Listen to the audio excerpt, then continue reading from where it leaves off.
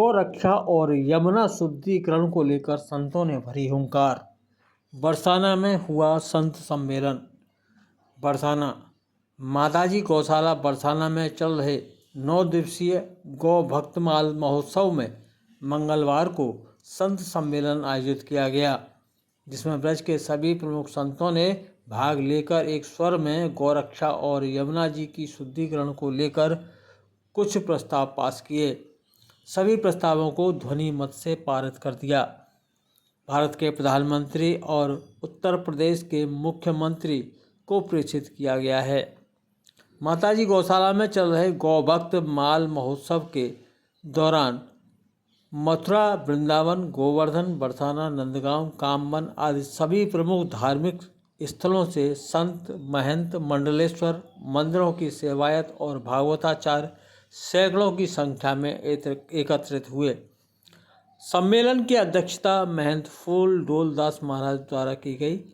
मलूक पीठाधीश्वर डॉक्टर राजेंद्र दास महाराज ने कहा कि जब सरकार राजस्थान के चूरू और झुंझुनू तक 153 किलोमीटर तक पाइपलाइन से यमुना जल पहुंचा सकती है, तो फिर हथनी कुंड से ब्रज तक भी पाइपलाइन से यमुना जल देना चाहिए। पुष्टि मार्गीय संप्रदाय के आचार्य पंकज बाबा महाराज ने कहा कि करीब 15 साल से ब्रजवासी संत महात्मा आचार्य यमुना शुद्धिकरण की लड़ाई लड़ रहे हैं, मगर सरकार केवल वादा करती हैं, उन्हें पूरा नहीं करती। इसलिए अब यमुना भक्तों को आने वाले चुनावों में यमुना के लिए अपने वोट के अधिकार से लड़ाई लड़नी होगी। यमुना में शुद्ध जल नहीं तो फिर सरकार को वोट नहीं। उन्होंने कहा कि अब किसी छलावे में नहीं आना है। सम्मेलन में दिल्ली से पधारे विश्व हिंदू परिषद के केंद्रीय समिति सदस्य और अखाड़ा परिषद के प्रवक्ता नवल किशोर दास महाराज ने कहा कि यमुना शुद्धिकरण और गौरक्षा के लिए लगातार आंदोलनरत रहना चाहिए। सुदामा कुटी के महंत सुतीक्षण दास महाराज ने कहा कि गौ माता की दुर्दशा के लिए आम जनता के भीतर भाव की कमी होना बताया। उन्होंने कहा कि लोग घरों में कुत्ता तो पाल लेते हैं, लेकिन गौपालन से परहेज करते हैं। उन्होंने कहा कि राष्ट्र की समृद्धि के लिए गौपालन अति आवश्यक है। बल्लभ कुंज संप्रदाय के आचार्य भूषण बाबा ने कहा कि गौ सेवा और यमुना जी की सेवा में निरंतर लगे रहे हैं, इससे श्री कृष्ण जल्दी बहुत प्रसन्न होते हैं। संत सम्मेलन में श्री कृष्ण जन्मभूमि मुद्दा भी प्रमुखता के साथ उठाया गया। इस दौरान श्री कृष्ण जन्मभूमि की लड़ाई लड़ रहे अधिवक्ता महेंद्र प्रताप ने कहा कि आगामी 27 नवंबर को मथुरा में धर्म संसद का आयोजन किया जाना है। करीब 4 घंटे तक संत सम्मेलन में प्रमुख रूप से लाडली जी महाराज, वेदांत गिरी जी महाराज, संत सच्चिदानंद महाराज, सुखदेव बाबा महाराज, गोपेश कृष्णदास, आचार्य सुमंत कृष्ण शास्त्री, रमेश शास्त्री आदि मुख्य रूप से मौजूद रहे। हमने बेटी सुरक्षित रखी, लेकिन ब्रजवासी अपनी बहू को सुरक्षित नहीं रखते। ऐसी बात तो ये है कि प्रदूषण तो नदियों में उत्तराखंड से ही आरंभ हो गया है, ऐसा नहीं है। वहाँ भी यमुना जी के तट पर बड़े बड़े होटल खुले हैं, गंगा जी के तट पर होटल खुले हैं, और उनकी गंदगी वहीं से यमुना जी में, गंगा जी में जा रही है। लेकिन वहाँ गंदगी कम है और जल का प्रवाह अधिक है और लंबी दूरी तय करके जल शुद्ध हो जाता है। बाकी सच्ची बात तो ये है कि गंगोत्री यमुनोत्री से लेकर प्रयाग तक और प्रयाग से लेकर गंगा सागर तक संपूर्ण गंगा यमुना को अविरल और निर्मल बनाने की महती आवश्यकता है। इस संबंध में संतों के द्वारा प्रयास किए जा रहे हैं।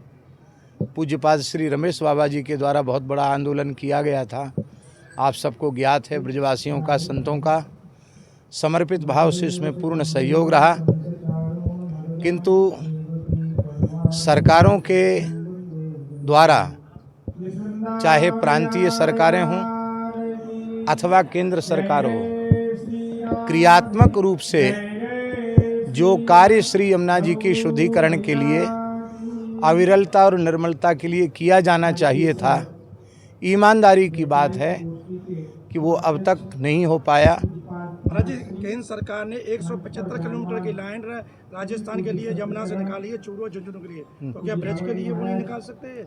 ये तो मैंने स्वयं ये सुझाव प्रस्ताव में मैंने दिया कि ये काम भी किया जा सकता है। इच्छा शक्ति हो तो सब कुछ किया जा सकता है। इच्छा शक्ति का अभाव है और बड़े दुख की पीड़ा की बात है कि आज जब सब प्रकार की अनुकूलता केंद्र में और प्रदेश में हमें है और प्रदेशों में है, हरियाणा में भी भगवत कृपा से लगता है कि पुनः बीजेपी की सरकार बनेगी, तो अब हरियाणा, दिल्ली, उत्तर प्रदेश, दिल्ली में भी अनुकूल समय आएगा, केंद्र में तो है ही है।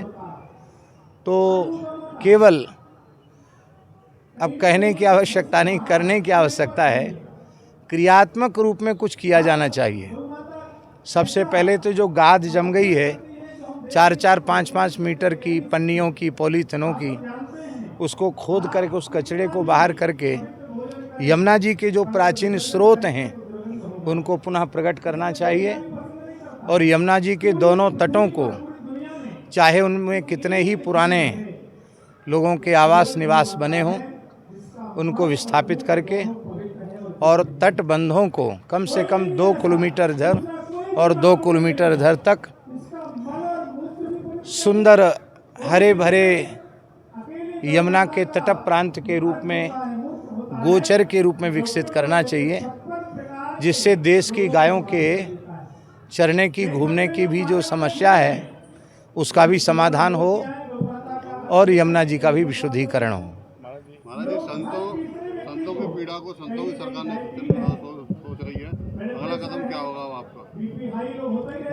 हमारा कदम तो जो वही होगा जो सब संत कहेंगे, वही हमारा कदम होगा।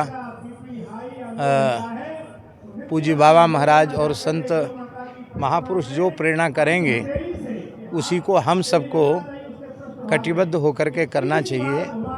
महाराज जी, महाराष्ट्र सरकार ने गाय को राज्य माता का दर्जा दे दिया है। हाँ। उत्तर प्रदेश सरकार से क्या मांग करना चाहिए? इस बार मांग तो हम मंच से तो कर ही रहे हैं और आज की गोष्ठी में भी ये मांग रखी जा रही है।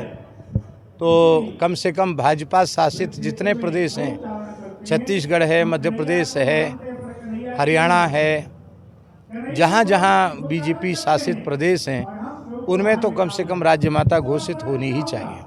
आज प्रयागराज में कुंभ लग रहा है और इस बार संत आपत्ति कर रहे हैं कि शाही स्नान ना हो, राष्ट्रीय स्नान। हैं?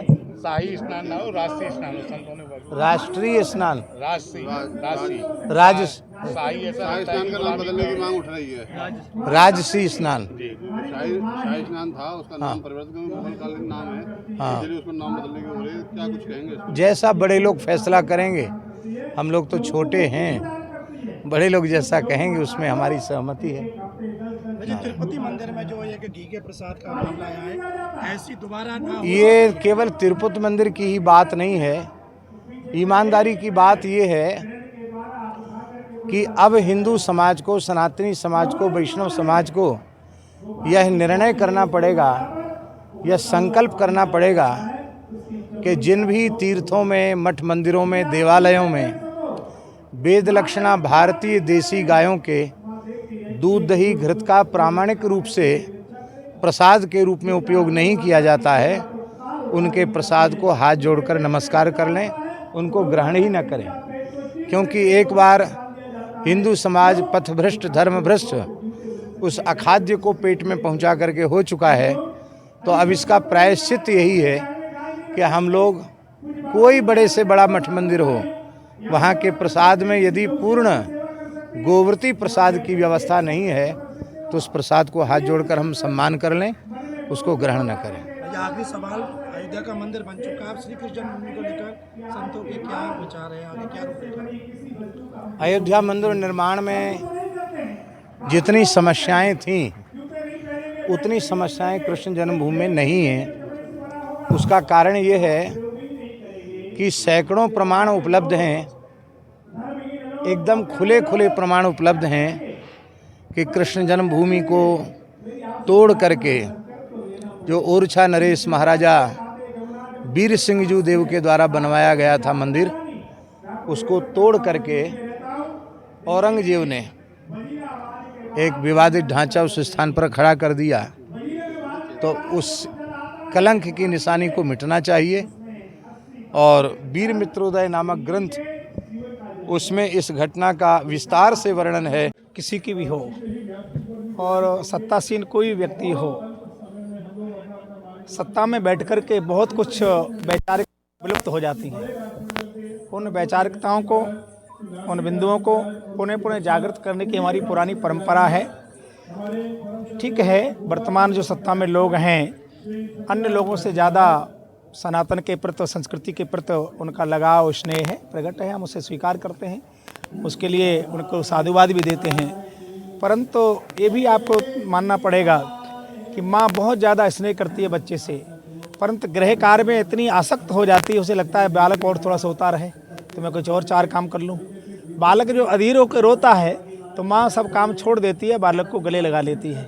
प्रजातंत्र ढंग से मुझे लगता है समय समय पर आंदोलन प्रजातंत्र ढंग से करना हमारा अधिकार है, अपनी मांग रखना भी अधिकार है। जिस प्रकार से जमुना मूल रूप से जो दूषित हुई है, उसके मूल्य में है नाले, सीवरेज। तो आप करेंगे क्या? आप सरकार पूछोगे सीवरेज का क्या कर सकते हैं? तो कई बार एक सुझाव दिया गया था कि जमुना जी के या गंगा जी के समांतर दोनों तरफ नाले बनाए जाएं। बहुत तरह के फंड होते हैं और वो फंड कहीं के कहीं चले जाते हैं। आप अभी जमुना जी को, गंगा जी को सफाई करेंगे, बरसात में फिर उभर जाएगी। तो इसका स्थायी रूप यही है कि दोनों तरफ नाले बनाए जाएं और खुले नाले बनाए जाएं, जो नाले समय समय पर साफ किया जाए तो उसकी जो मूल धारा है वो अविरल बनी रहेगी, और जो गंदा पानी शहरों का है वो भी उसका निस्तारण तो होगा ही कहीं ना कहीं। वो नालों के द्वारा समांतर रूप से चलाया जाए। ट्रीटमेंट लगाए जाते हैं, मैं देखता हूँ दिल्ली में रहने के नाते ट्रीटमेंट उद्घाटन होता है, चलते हैं, पर कितना, जैसे सरकार की योजनाएं होती हैं 2, 4, 6 महीने चलते हैं, बाद में वो सदा के लिए मरणासन्न हो जाते हैं। तो मुझे लगता है समांतर नाले बना करके उस गंदे पानी को अलग किया जा सकता है और अविरल धारा प्रभावित की जा सकती है। जी, ये बात तो आपने पिछले 10 साल पहले रखी, 10 साल में 1 किलोमीटर नाला भी नहीं बन पाया। नहीं, मैंने कहा नहीं, सरकार से नहीं बन पाया। उसके लिए समय समय पर हमें आंदोलन करना ही होगा। सत्ता में बैठे लोगों को हम गए तो हमारी बात सुन लेंगे, हमारे बाद दूसरे का नंबर है उसकी बात सुन लेंगे, उसके बाद तीसरे का नंबर है उसकी बात सुन लेंगे, फिर उन्हें अपनी सत्ता बचाना है। तो सत्ता के लोग, देखो क्षमा कीजिए, सत्ता का और सत्य का बहुत ज़्यादा तालमेल होता नहीं है, बहुत दूरी हो जाती है। सत्ता पे होते तब सत्ता के बाद लोगों को याद आता, अरे ये और कर लेते तो अच्छा रहता। जी, माना जाए कि आप विश्व हिंदू परिषद के प्रवक्ता हैं, तो क्या विश्व हिंदू परिषद एक और आंदोलन करेगी यमुना की शुद्धता के लिए? मैं अखाड़ा परिषद का प्रवक्ता हूं, एक तो निवेदन कर दूं, विश्व हिंदू परिषद का हाँ सदस्य हूं। तो मैं पुनः कह रहा हूं, चाहे विश्व हिंदू परिषद हो, चाहे अन्य समाज हो, चाहे संस्थान हो, उनको जागृत तो करना पड़ेगा, और जागृत तो संत और विद्वान ही कर सकते हैं और कोई नहीं कर सकता। इसके लिए आप कहें कि एक बार आंदोलन किया था, पुनः करना पड़ता है। एक बार भोजन किया दोबारा फिर करना पड़ता है, कितना ही मधुर भोजन करिए दोबारा करना ही पड़ेगा। ऐसे ही प्रजातंत्र ढंग से हमें आंदोलन तो करना पड़ेंगे। और मुझे लगता है कि दिल्ली केंद्र है, तो दिल्ली में एक ऐसा संकल्प लिया जाए। बहुत देखो, किसानों ने 1 साल तक डेरा डाले रखा, सरकार के नाके में दम हो गई। तो कई उदाहरण ऐसे हैं कि हम कहीं ना कहीं थोड़ा सा हठ धर्मता करना पड़ेगी। साधुता से हम साधना तो कर लेंगे, पर केवल साधुता के आधार पर सरकारों से काम मनमानी कराएं बड़ा कठिन है, और ये सर्वजन हिताय का काम है। कोई किसी का, हमारी परंपरा का या किसी केवल साधुओं का ही काम नहीं है, सबका काम है। इसलिए मुझे लगता है इसके लिए एक बड़ा आंदोलन हो तो कुछ अच्छे सुखद परिणाम निकल सकते हैं। वो भी क्या के लिए महाराज जी सरकार से क्या उम्मीद करते हैं? देखिए, गोरक्षा के लिए दिक्कत क्या है, अभी गोरक्षा की हत्याएँ तो कम हो रही हैं, ये तो स्वीकार करना पड़ेगा। कट तो कम रही है, परंतु गोरक्षण नहीं हो रहा है। आज गौशाला के नाम पर 100 में 20-25 गाय गौशाला ऐसी होंगी जो सही मायने में गौ सेवा कर रही हैं, पर ज़्यादातर गायें जो ग्राम पंचायत और उसके अनुसार जो चल रही हैं सरकारी फंड से, वहाँ देख रहे गाय भूखी मर रही है, मरी गाय बिच रही हैं। तो जो श्रद्धावान नहीं है, हम चाहते हैं कि प्रत्येक गौशाला का संरक्षण संत के हाथ में हो, किसी अच्छे विद्वान के हाथ में हो, जो उसका शरीर निरीक्षण परीक्षण करता रहे। अधिकारी कहते हैं कि गौशालाओं में बहुत अच्छी सेवा हो रही है, सरकारी गौशालाओं में। मैं क्या बताऊं, ये तो अधिकारी लोग ही बता पाएंगे। हम जानते हैं, हम देखते हैं कितनी गौ सेवाएं हो रही हैं। जहां पर हजारों की गौशाला गौवंश हैं, वहाँ 10-5 गाय रोज मर रही हैं, और मरी गाय, मैंने सुना है मरी गायों को भी बेचा जाता है, ठेकेदार ले जाते हैं। ये कौन सी गौ सेवा है? मुख्यमंत्री जी इस पर क्यों नहीं ध्यान? अब मुख्यमंत्री जी तो भी ध्यान देंगे जब उनसे कहा जाएगा। मुख्यमंत्री जी अब स्थिति पर नहीं कि सबके गौशाला जा सकें, अपनी गौशाला में जा सकते हैं, सबके गौशाला जाना मुश्किल है। इसलिए मैं तो कह रहा हूँ ना सीधा सीधा कि प्रत्येक गौशाला का संरक्षण के रूप में किसी संत को या किसी विद्वान को रखा जाए, जिससे वास्तव में गौओं के प्रति प्रेम है। तो एक दो कारण होंगे, एक तो गौ सेवा ठीक से होगी, दूसरा वो समाज के द्वारा उनको सहयोग मिलेगा। देखो हम जाकर के कहीं भिक्षा कर सकते हैं, आप जाकर सीधे मांगेंगे तो लोग कई प्रकार के प्रश्न करेंगे। तो प्रत्येक गौशाला का संरक्षण किसी संत के हाथ में होगा, उनके मार्गदर्शन में सेवा होगी, तो मुझे लगता है इसमें कुछ सुधार होने की गुंजाइश है, उसमें कुछ अच्छा हो सकेगा। जी, प्रयागराज कुंभ में शाही स्नान का नाम बदलने की बात उठी है। वास्तव में देखिए, किसी भी स्वतंत्र राष्ट्र का पहला कर्तव्य है कि अपने गुलामी के सभी चिन्हों को समाप्त कर दे। और केवल शाही स्नान नहीं, मैं तो कहता हूँ दिल्ली में आप आएंगे नई दिल्ली में तो ऐसा लगेगा आपको पता ही लगेगा पाकिस्तान में हो कि हिंदुस्तान में। ऐसी रोड़ों के नाम हैं, उन सब रोड़ों का नाम बदलने जाना चाहिए।